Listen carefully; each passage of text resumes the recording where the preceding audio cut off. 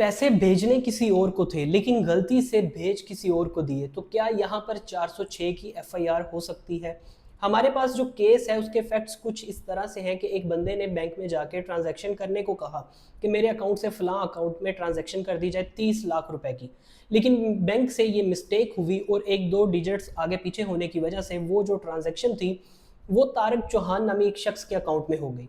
जैसे ही तारक को पता चला तो उसने बैंक से विड्रॉ करवा लिया 25 लाख रुपए, और जब उसे रिटर्न करने को कहा गया तो उसने एक चेक दे दिया जो कि प्रेजेंट करते ही डिसऑनर हो गया। यहां पर मुद्दई ने 489F चेक डिसऑनर के साथ ही साथ 406 की भी एफआईआर करवा दी।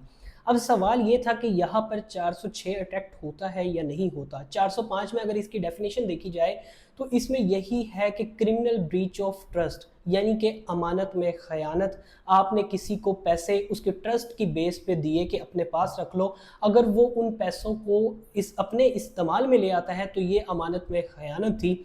लेकिन यहाँ पर ये किस तरह से अट्रैक्ट हो सकता था? तो कोर्ट ने इस चीज़ को वेरीफाई किया और कहा कि इंटरेस्टमेंट जो होती है वो डायरेक्ट नहीं होती, वो कभी कभार इनडायरेक्ट भी होती है, जिसे हम इम्प्लाइड इंटरेस्टमेंट कहते हैं। इम्प्लाइड इंटरेस्टमेंट का मतलब होता है कि कोई चीज़ आपके पास आए जो आपको पता हो कि आपकी नहीं है और फिर भी आप उस चीज़ का इस्तेमाल कर लें, तो ये इम्प्लाइड इंटरेस्टमेंट में आता है। ये भी अमानत में खयानत होती है। ये हाई कोर्ट ने इस चीज़ को वेरीफाई किया, इस चीज़ को वाज़िया किया और साथ में ज़मानत जो थी उसे डिसमिस कर दी। अगर आप इस केस को पढ़ना चाहते हैं तो ये हमारे पास क्रिमिनल मिसलेनियस पिटीशन है 43725B ऑफ 2025।